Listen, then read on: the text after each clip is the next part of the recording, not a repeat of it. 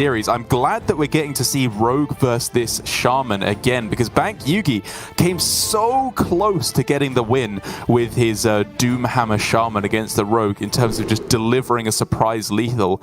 But if we think about it, that went about as good as it could have gone for him in terms of the Doomhammer game plan. He got it on 5. He discovered like 4 burn spells over the course of that game, which is way above average. And so I wonder if that's about as close as we're ever going to see from this Shaman in terms of cheesing out a burn lethal.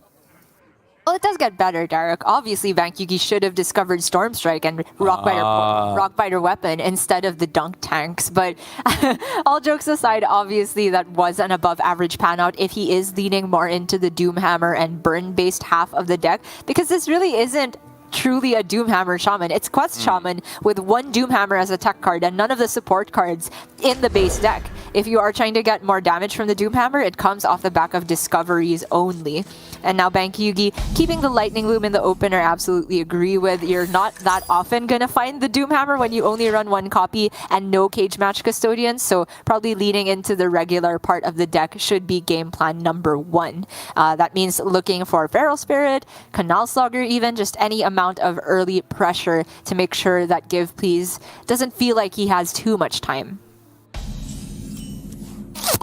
Interesting start here for both players. GivePLZ obviously had the opportunity to go Coin Octobot and try and cheat out as much mana as possible.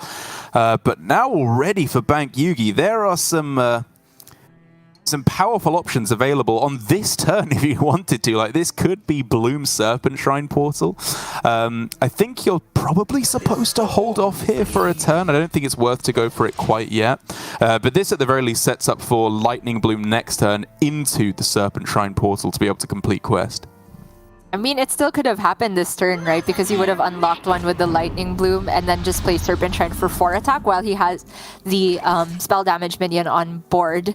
I don't honestly know right now what both the Blooms need to do. Like, I like the idea of saving 1, but the idea of going hyper-aggressive there was certainly interesting to me. But Bankyugi gonna hold off for a bit, which means that the Cult Neophyte is effectively shutting down the turn Bankyugi wanted to set up for, and he ends up taking the trade. So GivePLZ, I think, wins on this early exchange. A single Bloom will, of course, unlock the mana, will be the first quest completion. But he's going with the Canal Slugger instead, interestingly enough. So the way this has panned out for Bankyugi in these starting turns, like, he's saving the Lightning Blooms, which we have seen from some of the players trying to get an earlier Brucan, trying to go for quest completion and Brucan on the same turn for stage 3. But it does mean he's going to be left with a lot of locked mana crystals with overloading for 2 on each. Yeah, that's right. He will probably want to find an overdraft at some point, or possibly even just a better way to spend the Blooms at the moment. GivePLZ does go for this turn responding to the Canal Slugger, which actually works out decently for Bankyugi because now he has at least 1 good Serpent Shrine Portal target. Oh my goodness. Wow. He can get Brucan in hand. Really? Right? He has, okay, 9 mana, right? And then 5 overload 1, 2, cards. 3. You're right. Oh my lord. Like, you have no turn next turn, but you get Brucan on turn 7? Is that good? Sounds kind of good. It sounds pretty good. So you can go Serpent Shrine this turn and like Hero Power. Yeah. And then next turn you go Serpent Shrine, Bolt, Bloom, Brucan. It works out, yes, right? That is just better. You're right. Take the dead turn when you have the 7/7 on board. I like that idea. Me too.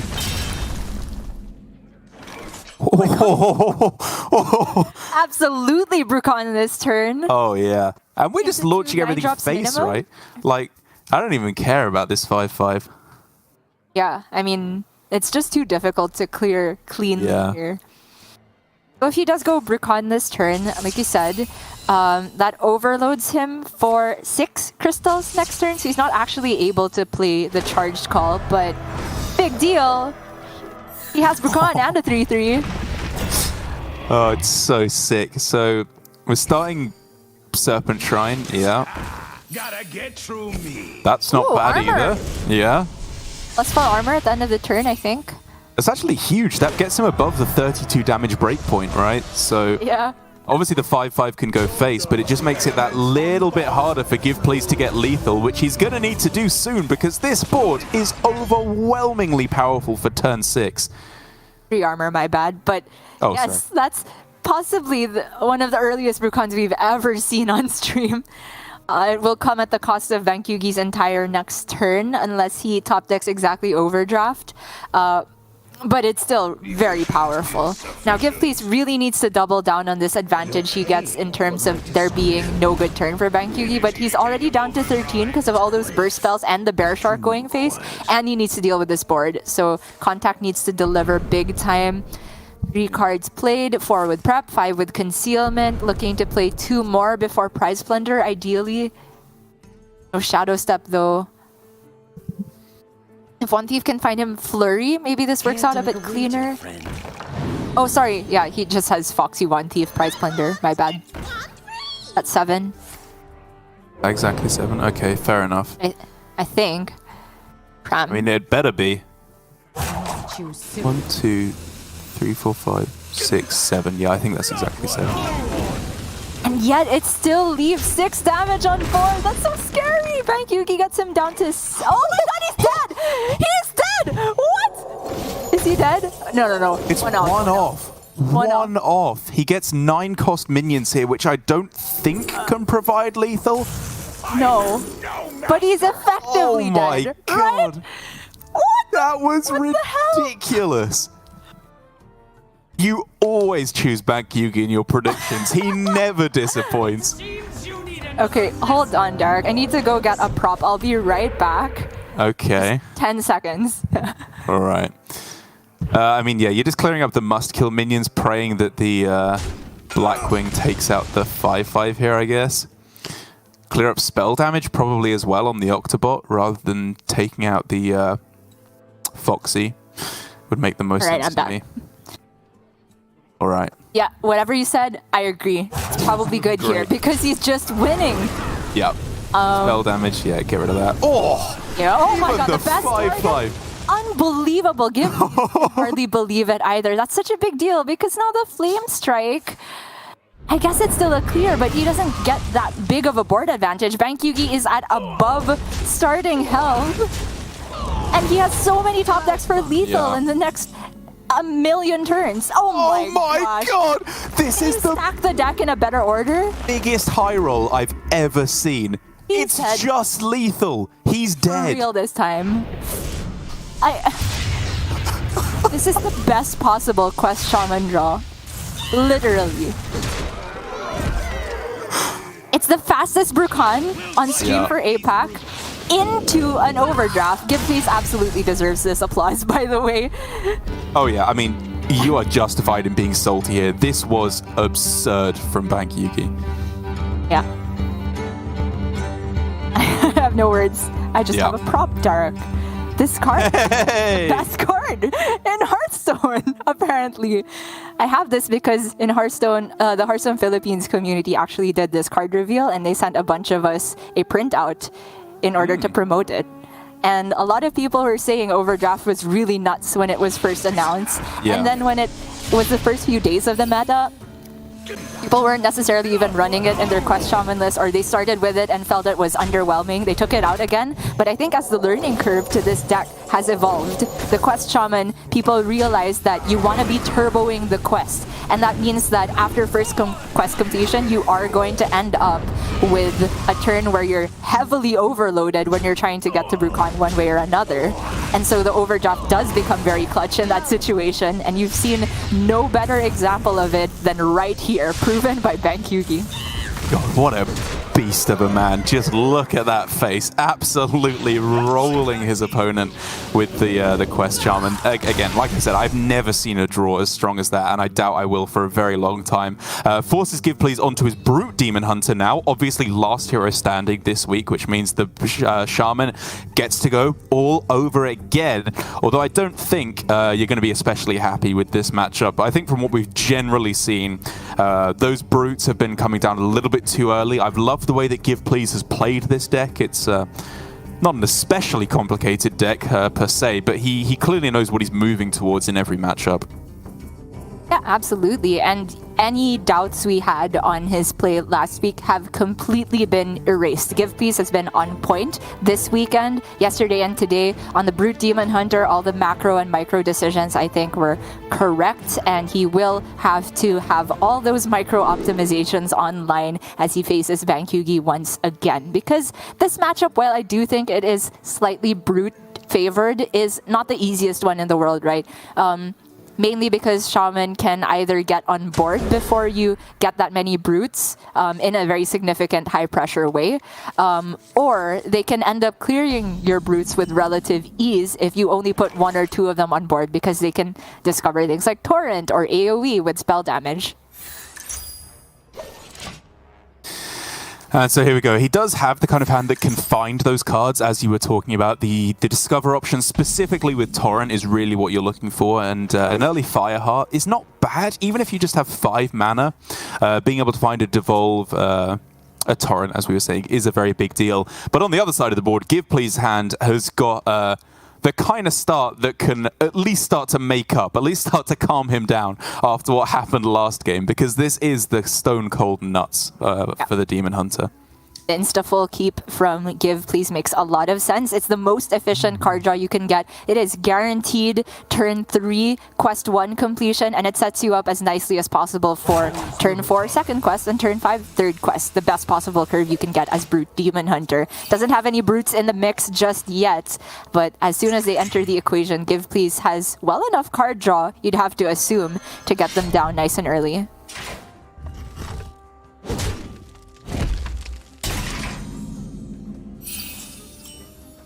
So just following up with, yeah, I think very simple. Serpent Shrine, you can unlock your crystals next turn, right? With Zapper and Guidance, I suppose, to lead up into, maybe as I was saying, even a turn 5 Fireheart is often not terrible. I honestly don't know if the unlock with this current hand from Bankyugi buys him anything that significant, though. It might be start with Guidance and see if he's going to commit to the full unlock next turn, because he can still just play the Novice Zapper into turn 5 and then play the Canal Slugger. I kind of like Entrap Sorcerers better. Yeah, I agree. Like you said, it's okay to unlock the crystals, but not amazing. Here, Overdraft for the prop play and the BM is interesting, but I'm kind of liking the look of Hex. As expensive as it may be for an answer, it is an answer to a big brute. It is. I think it is the most responsible pick. You can kind of maneuver Overdraft into a position where it's a half clear on a brute, but it's also way cheaper than the Hex. And the way it interacts with Novice Zapper is actually, even if you're not unlocking any crystals, you do get the spell damage. So it will always be +1.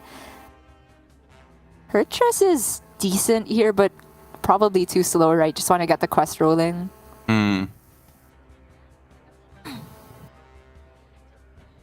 They will never catch me.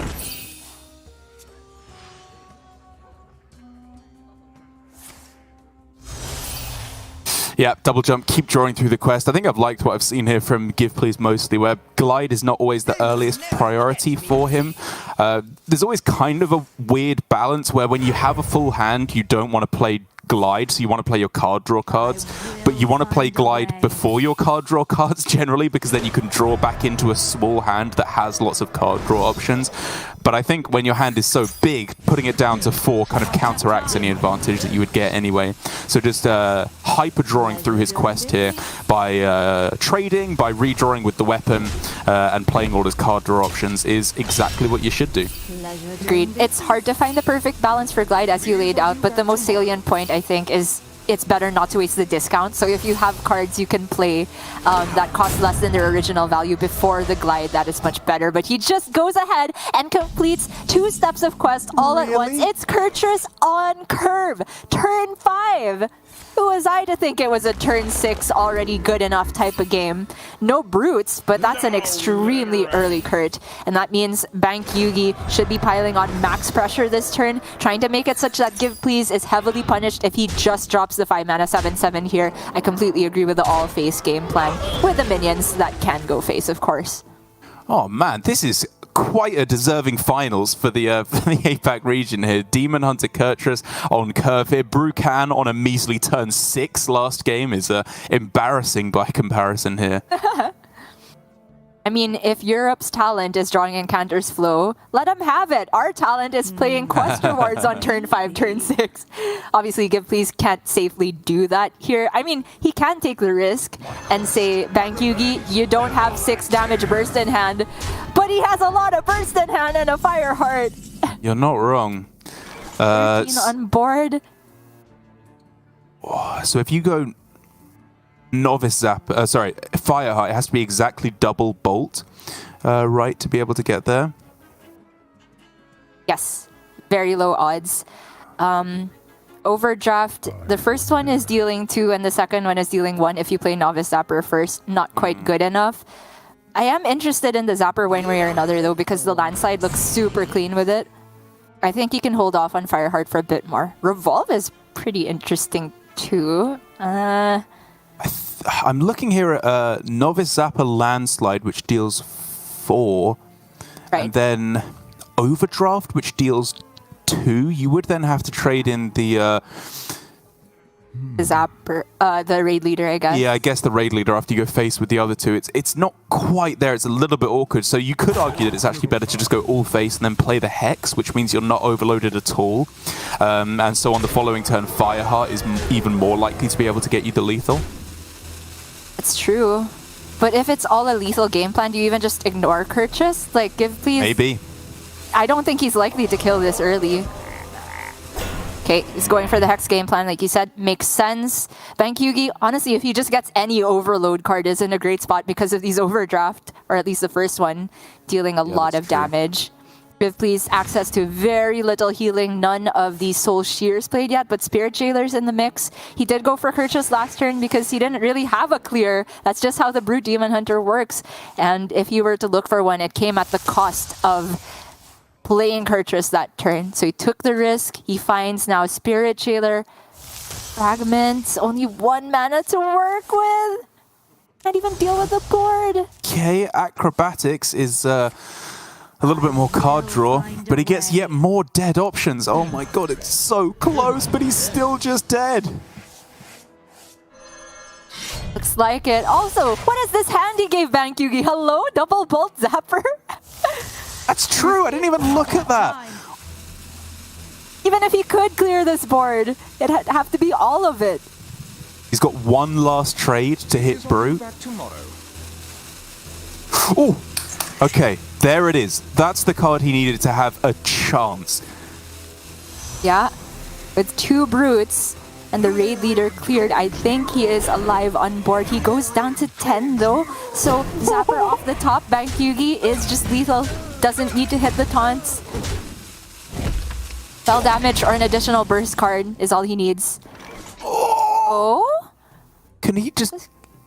That's it, right? Yeah. You double bolt the minions. 3/4 in. 2/4 in the other one, you bloom 1, and then you go Perpetual Flame, and the other bolt goes face with the Canal Sauger. That's 10, I think. There's multiple ways to do it, yeah. You can bolt both minions and then Perpetual Flame. It's lethal. 10 ways to Sunday here. And Bankyugi, with the Quest Shaman, gets the most dominant game I've ever seen Game 1. Beats Kurtrus on 5 in Game 2 against the Brute Demon Hunter. And GivePLZ looking, as we were saying, justifiably a bit peeved at the end of this one, is 1 game away from just losing the series almost before it even began. And obviously, GivePLZ's fault, let's call it what it is justified here. There's very little he could do in both of those games. But for his sake, I hope he can stay true to his shirt here because it's not over yet, right? He has this Shadow Priest. We've seen it sweep multiple times in multiple regions this weekend. Yeah. Not a great matchup versus Shaman, but in the very first game of this weekend, I believe, in APAC, we did see a Shadow Priest take the unfavorable versus Quest Shaman. So, not all hope lost, but certainly feeling like today is just Bankyugi's day, I will say. It is, yeah. And if GivePLZ can get the win here with the Shadow Priest against the Shaman, despite what you correctly said, and we have been saying throughout the entire season, that it's a terrible matchup, it's the hardest one first. If he can get past the Shaman, he's then got Warlock. Okay, I would argue a roughly even matchup. Maybe slightly unfavored against the newer builds of Handlock. But then he's got the Druid, which is of course a fantastic matchup for the Shadow Priest. So we're not going to count him out quite yet. But Bankyugi needs to stop drawing hands like this for GivePLZ to have any chance, because he has been on absolute beast mode since the series began. Since the weekend began, Bankyugi's been looking unstoppable. It really feels like it, doesn't it? And honestly, even just the fact that this series started with the Priest banned away, that feels like Bankyugi just had an ace in the hole, an advantage over everybody else. Whether it's a respect ban or just straight up won according to the numbers, we can't quite know unless we ask GivePLZ directly. But Bankyugi is surely, in one way or another, in a great spot now. Only needs to beat the Shadow Priest with a relatively easy matchup. Shaman tends to struggle versus two things.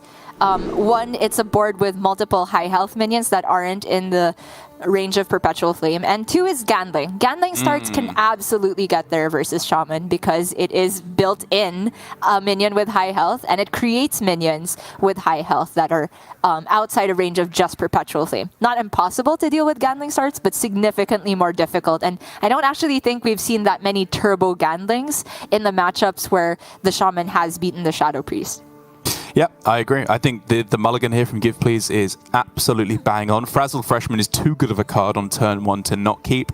And aside from that, you are just looking for your Desk Imps and your Tiny Fins, the zero costs to beef out an early Gandling. For Bankyugi, the Wand Maker, I think I still like the look of keeping. It's just a play that you can throw down on turn two. If they want to hero power that instead of developing more stats, I would mostly be okay with it.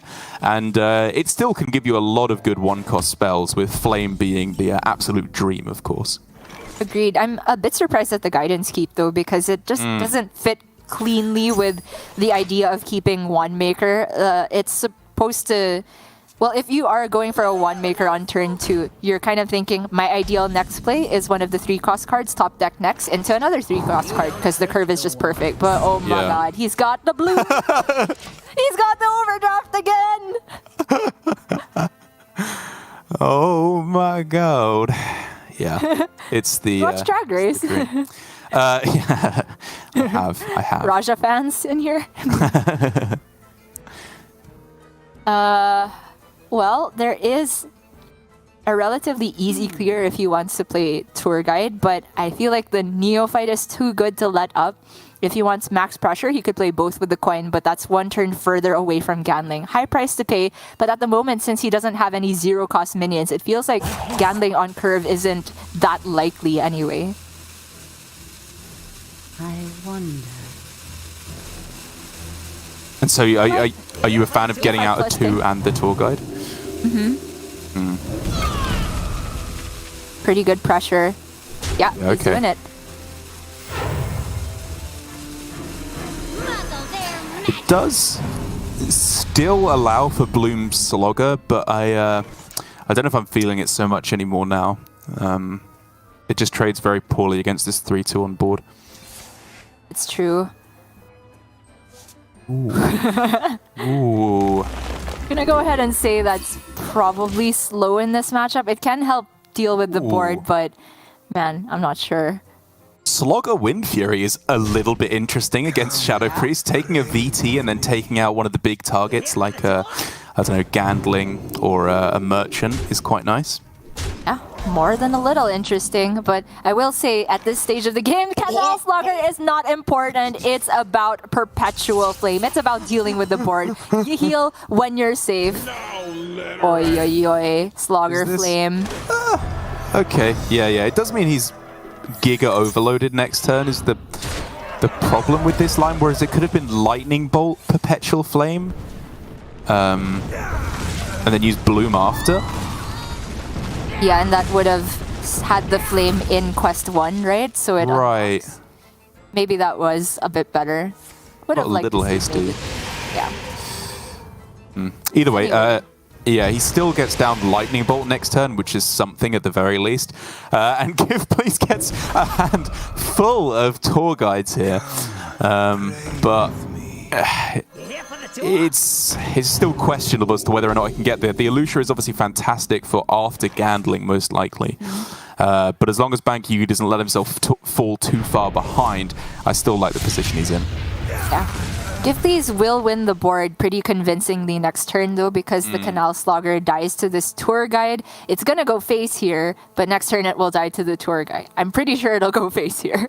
Because Bankyugi, honestly, the Doomhammer race game plan is not entirely offline, depending on what his next couple draws are. We could just see him go for a fast charge call if that minion sticks and it's of a relevant size. I think 6 cost. Yeah, you can get decent health minions that can stick around for multiple attacks. There's a world where he just races versus GivePLZ, but he is going to take the trade here, maybe trying to play around Guardian Og Merchant a bit more.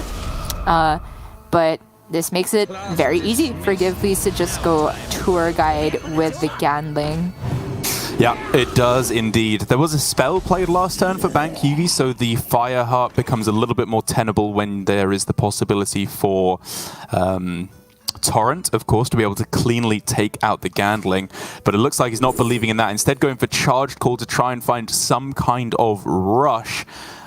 He misses. I suppose the Claw Machine would have been fantastic to take out Gandling and draw a card. But just Cornelius Roam looks pretty good to me. What about Mage Scribe? Because you can just use Wind Fury to activate it, and it's much more durable in terms of health, which I think is the bigger issue here. Not so much lacking card draw, but trying to have something survive versus Gandling. But he picks up a Bloom from the Mage Scribe. That's insane. But GivePLZ could very likely Elusha this turn. Oh my god, you're right. He can go... I mean, he'll probably want to play some of the cheap minions, but then you just Elusha to lock out their turn, right? Yeah. And then he can take the Bloom.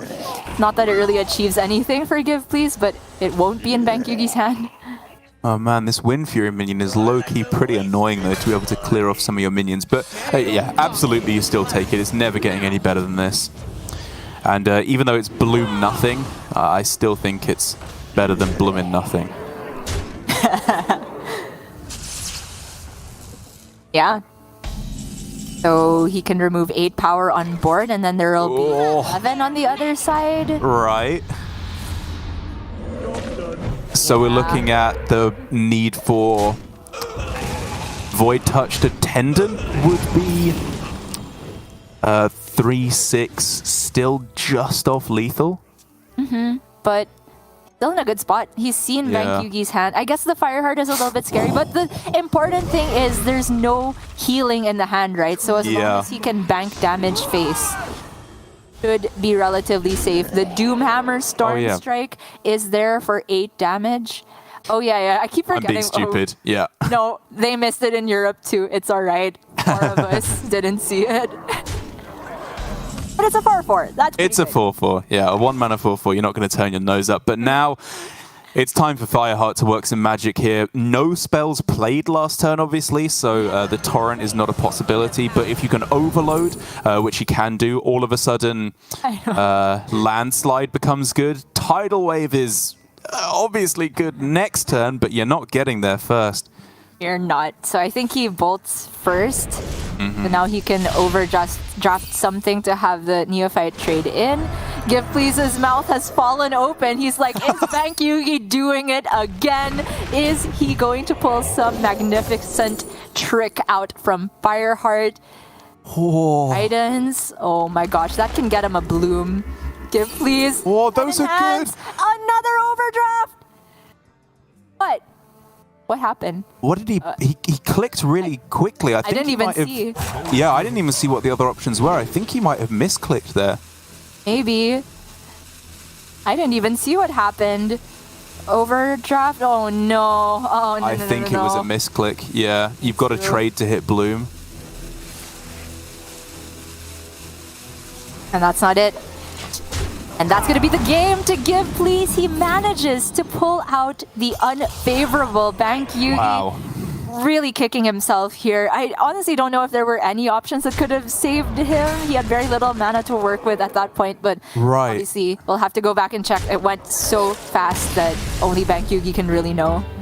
Yeah, I think I saw Deathmatch Pavilion as one of the other options, but I mean, like you said, it went by so fast that it was just too difficult to really see what happened. And so in the end, it is going to be GivePLZ finally getting even a small stroke of luck to be able to win the unfavorable there after a disastrous start to this series. Has the real opportunity to turn things around now. As for Bankyugi, there's one disaster matchup left in the Druid and one okay matchup left in the Handlock. His build of Handlock is a little interesting. He's going for what is, for the most part, traditional Handlock. No rods in there. He's got the Anether on, but he's got an Altar of Fire slotted in, a card that, weirdly enough, can actually be pretty good against Shadow Priest. Is it? Oh, you just get to your bristlebacks quicker. Okay, yes. In that aspect of thinning your deck, then yes. Sorry, I thought you meant when you said against, I thought it had some sort of disruption. Oh, no. Available, Yeah. Yeah, I get your point now. I was just being dumb. Sorry about that. The Handlock is a deck that Bankyugi honestly hardly had to play this weekend. It was either getting banned away or he was too busy winning with his other decks that he didn't even need to play it. Because of course we are in last hero standing this weekend. And I completely agree with your evaluation that this is the okay of the two matchups, not disastrous like Druid, but it's not a free win. It's kind of difficult to cross that threshold where you actually do get to the bottom 10 cards in your deck. But if you do make it there safely, it often feels like you're turboing out the healing and the board swing way too fast. GivePLZ keeping the Gandling once again, hits a double raise dead opener. That's not great to see when you have Twilight Deceptor. It's just not drawing anything. Yeah, it's a bit rough, but it's the kind of hand that if you get 1 0 cost minion, can all of a sudden go from terrible to pretty good, because this hand, it needs some help. It can be insane, but right now it's just absolute trash. Oh my gosh, he's just river crocking on turn 2 and essentially praying that he finds Murloc Tiny Fin or Desk Imp by the time turn 3 rolls around, because he wants to coin out that Gandling, get maximum pressure. No! These are all the late game cards for GivePLZ. I don't believe it. Oh! I don't believe it. Oh, that poor man. Look at your shirt. Look at your shirt, GivePLZ. You are so cool. You are. Just hang in there. Hang in there. Right, so we're going Twilight Deceptor on this turn. I don't think there's any need to hold out to like specifically raise dead 0 cost minions when you don't even have any yet. And you just pray that your opponent misses on anything good. But as we can see, Bankyugi's hand is just turbo. Amazing. Okay, all right. Doable. He can raise that immediately if he wants to get another one. Probably not worth. I don't think it makes you any safer versus Soul Rend.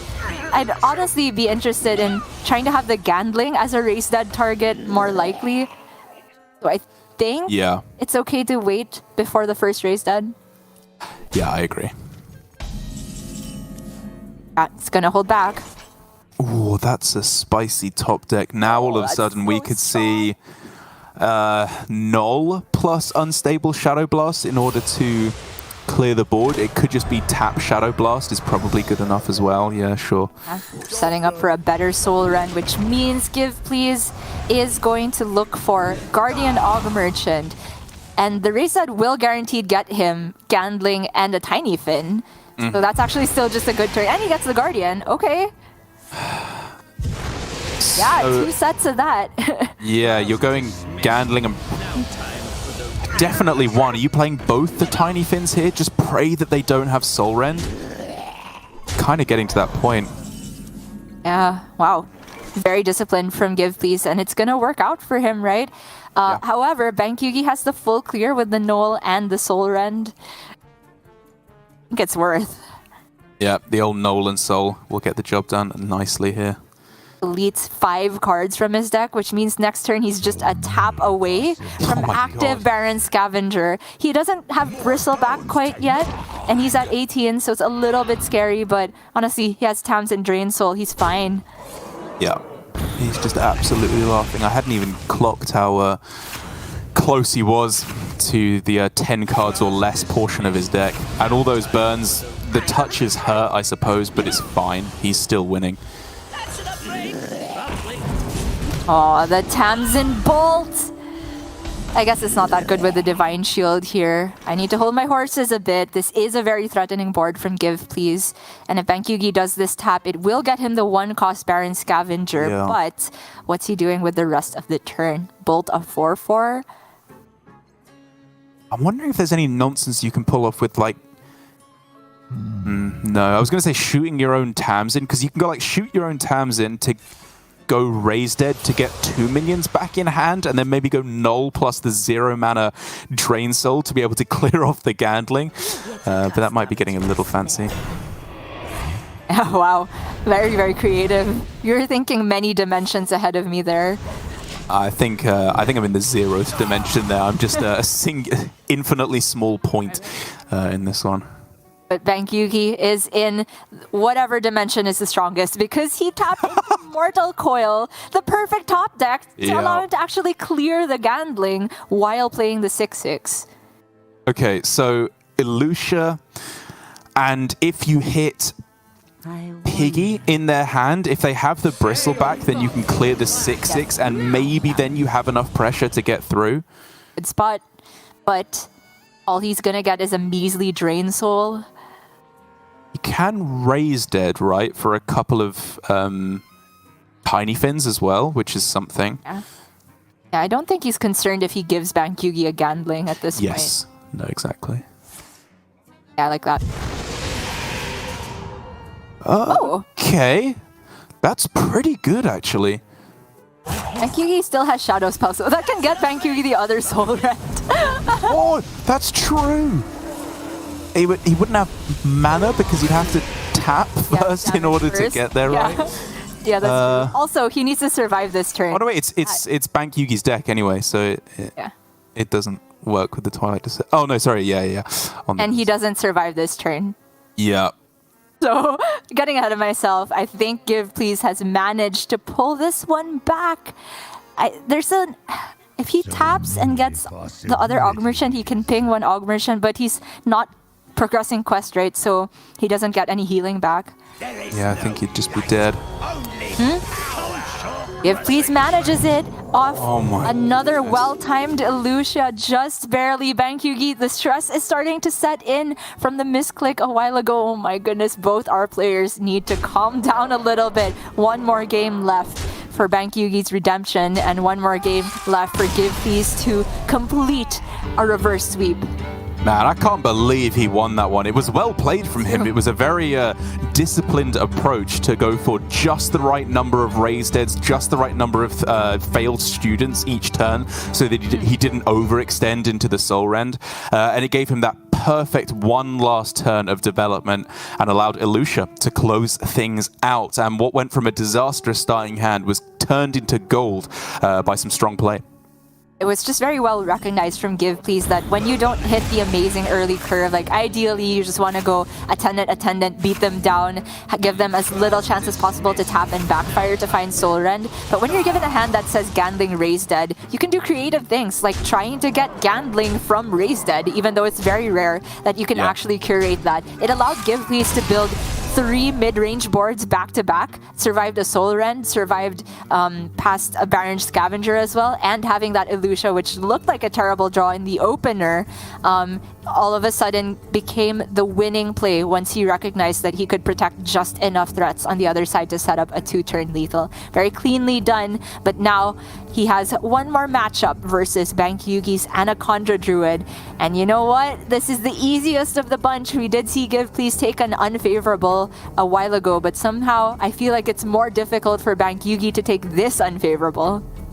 I do agree. I will say that when you compare this Anaconda Druid to the full-on Miracle Druid that has the Cthulhu and the Auctioneers, I think it's better, for sure. You have early Glowfly, you have just blooming out an Arbor Up or some kind of threat, just like blooming out Anaconda or something earlier on. There are plays that you can make, but the heart of the matchup is still there. It's still such a disaster. Priest has so much pressure at the start. You have such little interactivity with starting boards, and they have all the myriad disruption that's just so backbreaking for Druid. A single Orc Merchant makes it almost impossible to clear off any early minions, and then there's Cult Neophytes, and of course the Queen of Disruption, Mind Render Elucia, could just lock you out of the game at any point. She is the Queen of Disruption, a teacher at Scholomance, and we've confirmed pretty much a witch too. She practices necromancy, so sorry to everybody I offended with my lack of lore a while ago, or knowledge about lore. GivePLZ, I was going to say, probably isn't looking for the type of starting hands he kept versus Shaman and Handlock, which is gambling based. You're much rather looking for the perfect curve here. 1, 2, 3. However much pressure you can get before any piece of ramp can hit the board. And he has hit that to a certain extent. This looks like it's going to be a pretty powerful Traveling Merchant. It's really a Void Touched Attendant away from being the most powerful. But however, the Neophyte coming out next turn is going to be, I was going to say disruptive to Bankyugi, but now that he's committed to coin hero power into possibly hero power again, maybe not the worst thing ever. Right, whether or not he knows it, he's kind of taken the one line that gives him a chance here, because by going coin hero power, if he just saved up to try and go guess the way into Fungal Fortunes, the Cold Neophyte could have absolutely wrecked him. But now, while that Neophyte is annoying, of course, make no mistake, it means that the possibility to get his own win condition online with Glowfly is still there. Wow. However, he missed on the guess here, which means that, I mean, he also just knows that his next draw is completely dead. It's Celestial Alignment. It is not doing anything versus his board state, which has now included a Void Touched Attendant, Druid's worst enemy. The best Bankyugi can do is remove a tour guide. In the meantime, GivePLZ will be raise deading that, playing another zero-cost 1/1, getting a giant Traveling Merchant and a free hero power to the face. Oh my god, it's just a full board. It's just over Bankyugi. I mean, before he even saw this, you could see head in his hands, he knew that this one was just over, and now all these minions on board, an unkillable Void Touched Attendant, a 2-0 start. He only had to win with Quest Shaman against Shadow Priest, one of the best matchups in the game, and it's all crumbling before his eyes. GivePLZ, unless there's an absolute miracle I can't think of, has just got it done. There isn't one. Bankyugi with his signature bow, always ever respectful in victory, in defeat, going to be a gracious loser here. It was a very, very close series. He was just a couple clicks away potentially from completing the sweep, but in the end it is GivePLZ who is our first two-time week winner here in APAC. Very, very impressive stuff. Full 5 points, propelling him to, I don't think above Possessi quite yet, but definitely second place.